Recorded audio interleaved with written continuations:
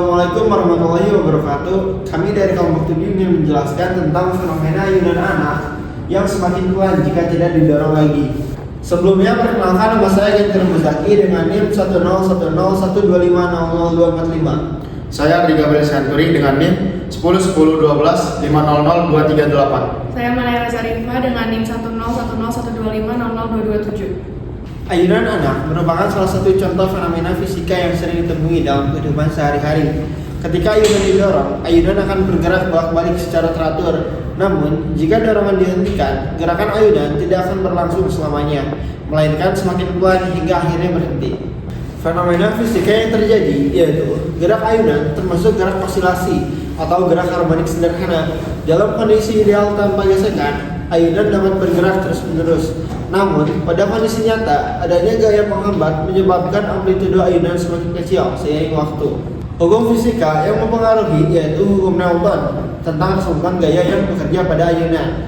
Hukum Newton yang dipakai ada dua, yaitu 1. Hukum 1 Newton atau hukum kelembaban.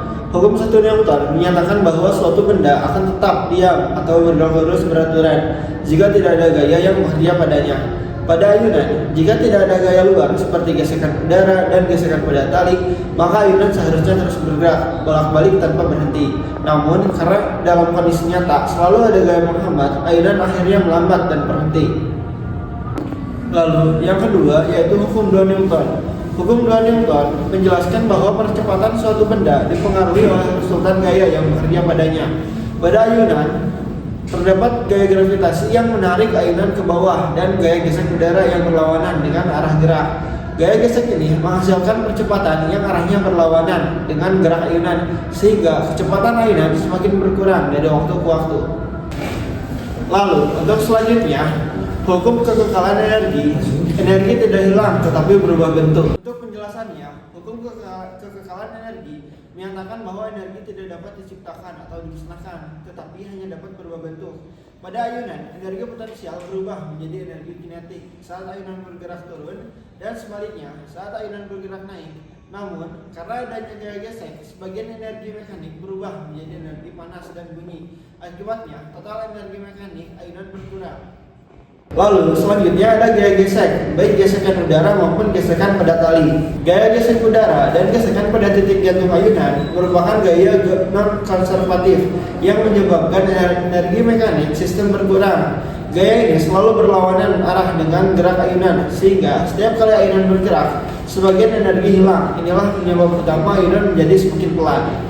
Lalu yang terakhir ada redaman yang menyebabkan amplitudo berkurang.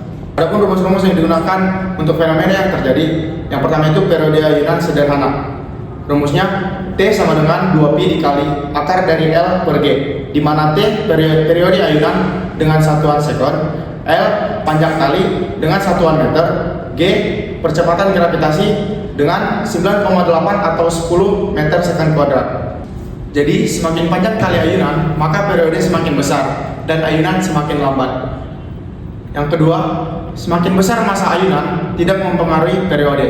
Yang kedua itu frekuensi ayunan dengan rumus F sama dengan 1 per T, di mana F sama dengan frekuensi atau jumlah ayunan per detik dan T periode ayunan. Jadi jika periode besar maka frekuensi semakin kecil, dan jika ayunan semakin panjang maka frekuensi lebih kecil. Yang ketiga itu energi potensial dengan rumus EP sama dengan M dikali G dikali H, di mana M sama dengan massa ayunan dengan satuan kilogram, G sama dengan percepatan gravitasi, H sama dengan ketinggian ayunan dari titik terendah. Jadi, energi potensial maksimum saat ayunan berada di titik tertinggi. Dan yang kedua, semakin tinggi posisi ayunan, maka semakin besar energinya. Yang keempat, ada energi kinetik dengan rumus EK sama dengan setengah M dikali V kuadrat, di mana V sama dengan kecepatan ayunan dengan satuan meter per second. Jadi, energi kinetik maksimum saat ayunan berada di titik terendah. Dan semakin cepat ayunan bergerak, semakin besar pula energi kinetiknya. Yang kelima itu ada energi mekanik dengan rumus E sama dengan EP ditambah EK. Energi mekanik adalah total energi ayunan. Jadi, pada kondisi ideal atau tanpa gesekan, energi mekanik tetap. Pada ayunan nyata, energi mekanik berkurang karena gesekan. Yang terakhir ada redaman atau damping dengan rumus A sama dengan A0 dikali E pangkat beta T, di mana A sama dengan amplitudo saat waktu T, A0 sama dengan amplitudo awal, beta sama dengan konstanta redaman, T sama dengan waktu. Jadi, semakin besar beta, ayunan semakin cepat berhenti. Dan rumus ini menjelaskan kenapa simpengan ayunan semakin kecil. Jadi untuk ilustrasinya, saat ayunan bergerak, energi potensial berubah menjadi energi kinetik dan sebaliknya. Akan tetapi, gaya gesek udara dan gaya pada tali menyebabkan sebagian energi berubah menjadi energi panas.